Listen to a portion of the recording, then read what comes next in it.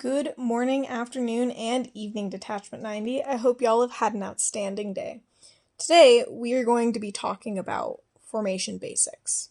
So, an overview for formation basics, we're going to be talking about positions, jobs, and formation. So positions, there are 4 positions you might find yourself in. That's the position of attention, the position of parade rest, the position of rest, and the position of at ease. So for the position of attention, we'll go through this step by step. Your feet should be 45 degrees apart with your heels touching, which is going to look just like this. As you can see, those heels are touching and creating a 45-degree angle. Then your hands should be curled into a fist, and they should be on the seam of your pants. Now, if your pants do not have a seam, they should just be centered on the pant leg, which is going to look just like this. Curled into a fist and centered on that pant leg. Now, for your arms, you want to make sure that you're not creating windows. Windows are when there's a gap because your arms aren't going straight down. So make sure your arms are going straight down, and as you can see in this video, it'll show you what a window looks like and to avoid it. So this is a window, you want it to be straight down. Next, with your shoulders, you want to keep a rigid posture. This means your shoulders should go up, back, and down. Up, back, down. Then your head is going to be straight ahead and your eyes should be parallel with the ground. So, all together, this is what the position of attention should look like. You should have your feet 45 degrees apart, your hands centered on that pant leg, your arms should not have windows, and your shoulders should have a rigid posture. Your eyes are going to be looking straight ahead with your view parallel to the ground. So, in this position, you're not allowed to talk, you're not allowed to look around. The only thing that you're allowed to do, which is a deadism, is breathe, blink, and swallow. And a deadism is something that we do at our detachment, but it's not actually outlined in an AFI.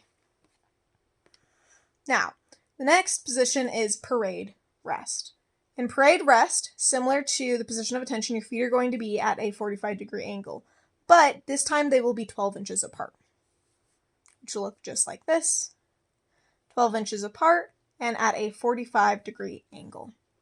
Next, your hands, you're going to have your right hand over your left, your palms are going to be facing out, and they're going to be behind the back, which is going to look like this. You're going to go behind the back, your hands are going to be facing outward, and the right is going to be over the left, coming to a point. Next, your arms are going to be bent behind your back, just like this, to allow your hands to be with the palms facing out. Next, same thing as the position of attention, your shoulders are going to keep a rigid posture, up, back, and down. Now your head, your eyes are still going to be looking straight ahead, parallel to the ground. Now, here's what that position should look like put together. Your feet are 12 inches apart at a 45-degree angle. You have those arms behind the back, your hands with the right and over the left, palms facing out behind the back, and then that rigid posture. And your head looking straight ahead, eyes parallel to the ground. Now, in this position, it is the same as the position of attention. There is no talking, there is no looking around, and you're only allowed to breathe, blink, and swallow. Next, into the last positions you can find yourself in. These ones are very similar, so we put them together. Your hands, arms, shoulders, and head will be at your discretion. This is meant to be a relaxed position where you can kind of look around. The only difference is that for at ease, you can look around, but you're not allowed to talk. You can relax, you can do whatever you want to, but you may not talk.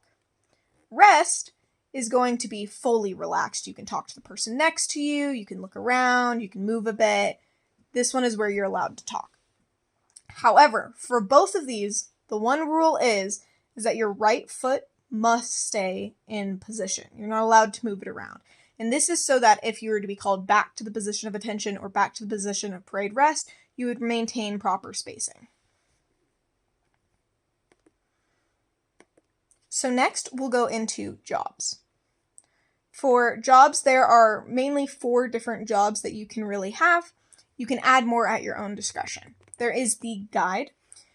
The guide is the person whose job is to carry the guide on.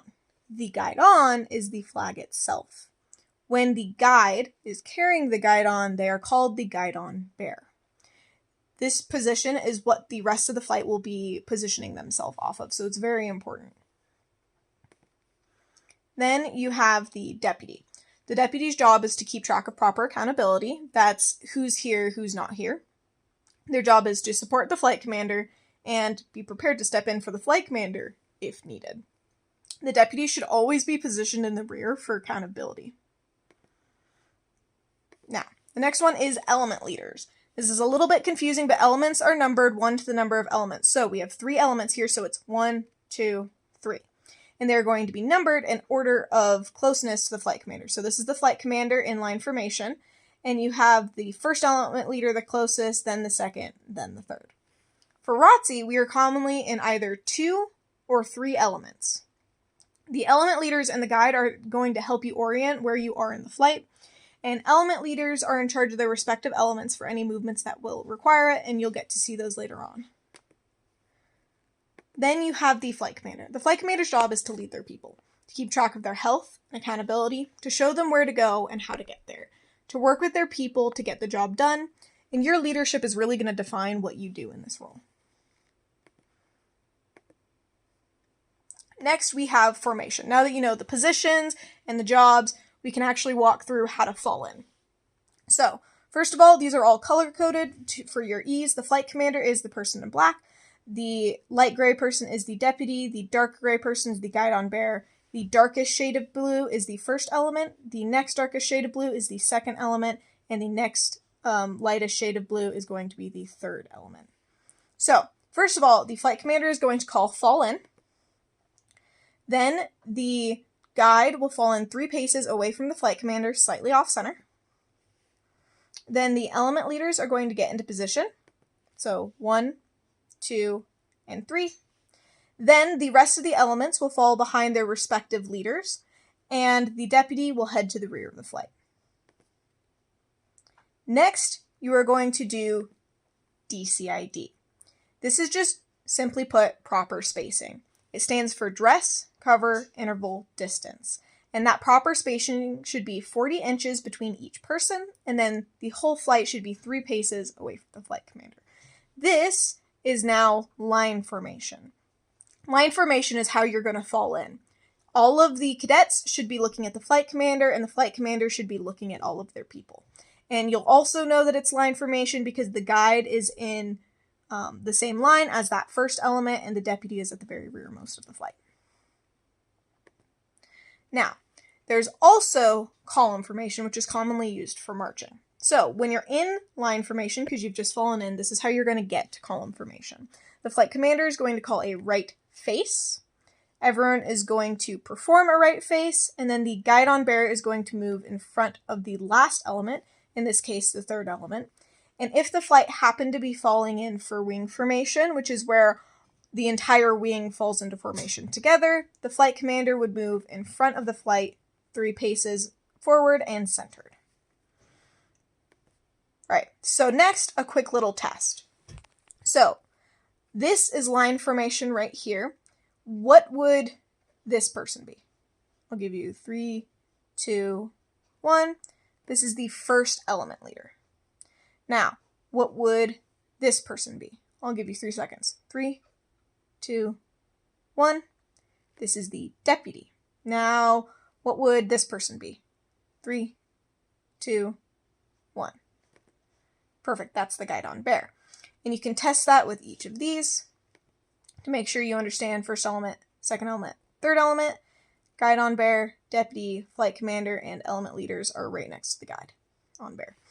Now, we'll hop over to column formation. Who would this person be? 3, 2, 1. This is the flight commander. Now, what element is this person in? 3, 2, 1. This is the third element. Now, what is this person? 3, 2, 1. This is the guide on bear. And then this is the second element, first element, and deputy. So next up, we'll go over what it looks like for real life for you to fall into formation. So like I said earlier, you form up in line formation. Column formation is mostly going to be for marching and wing formation. That being said, you can still march in line formation. when you are in line or column formation, all you have to do is an about face to get into either inverse line or inverse column formation. When you are done marching with the flight, to leave formation, the flight commander needs to give the command, fall out. So we'll talk about the next two in a second, but this is what falling in looks like. So the flight commander goes, fall in. Then the guidon bear will get into position right there. Then the 3 element leaders will fall into position, 1, 2, and 3. And then the deputy will be at the rearmost of the flight, and the others falling into formation behind their element leaders. Just like that. And then a right face will be given to get into column formation. The guide will move in front of the last element, just like that. Perfect. Next, from a different angle, same thing. Fall in will be called. The guidon bear will get into position.